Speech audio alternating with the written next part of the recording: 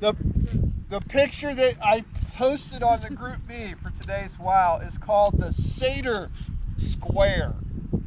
So I'm going to give you a little background on what the Seder Square is and how it will tie into our theme for this year.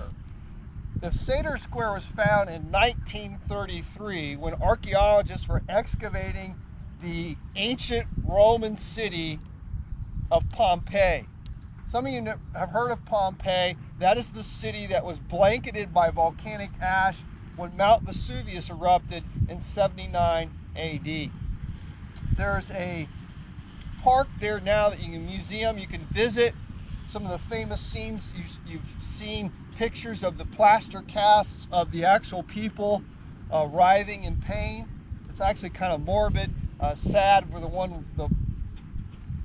mother's crawling towards her child, but they were able to pour plaster into those and make castings of the actual residents of Pompeii seconds before they died. But as they were excavating this, in 1933 they dug up this very odd inscripted kind of a stone tablet, and it had 5 different palindromes. And palindromes are, they're words like race car, spelled the same forward and backwards. Dad is a palindrome. So the words that they found, there were 3 words on it. There were arepo, or backwards it's opera, tenant, and Seder. So they had 5 lines in it. And scholars have spent years trying to decode the Seder Square.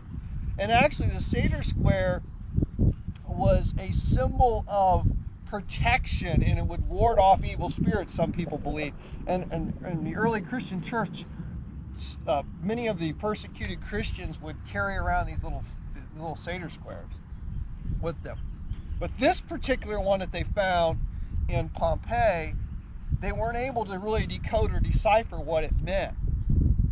And what basically they have surmised was arepo, or opera, that was a farmer.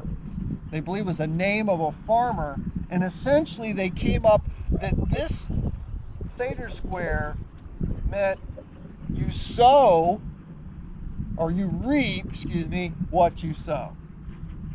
And some of you maybe have heard that before. You reap what you sow. It's a biblical maxim. You'll find it in the Old and the New Testament. Actually, Jesus uses it in several of his parables. He talks about sowing and reaping. And what essentially that means is you reap what you sow. Is essentially you get out of it what you put into it. So if you sow with an angry heart, you're going to reap despair. If you sow with a pure and loving heart, you will reap joy. And what we're trying to do here, you have 3 different levels to sow in. We talk about the type of teammate you are, how you sow.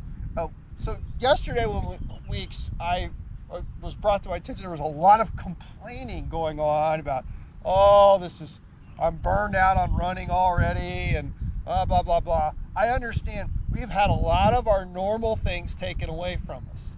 The fun things. I put the fun things in there. We put the fun things in there to kind of give you an opportunity to relax and enjoy, because this sport is hard. It's very hard. That's why we have the scavenger hunt, the cupcake wars, the breakfast clubs. That's why we do the canoeing trips and the Hermes and the things that you guys have missed out on a lot of it. I get it.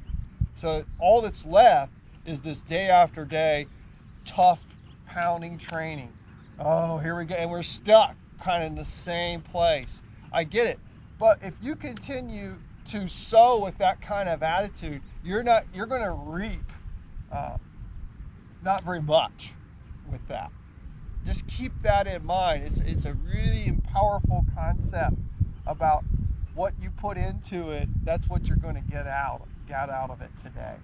Now, yesterday there was a group that did a pretty tough workout. Yes, but they really put a lot into it. So they sewed in very good effort, and they will reap rewards from that. Right now, they're reaping some sore hips and calves and things like that, some battle scars, wounds from that workout. But eventually, that'll pay dividends later on down the line. Okay, so if you want to take a crack at the Seder stone, just Google it, and you'll see there's all kinds of different ones out there, but that's the one that stumped people the most, and they're not 100% sure of the meaning of it, but that's what they gathered. I thought I would share that story with you because it is kind of cool. Okay.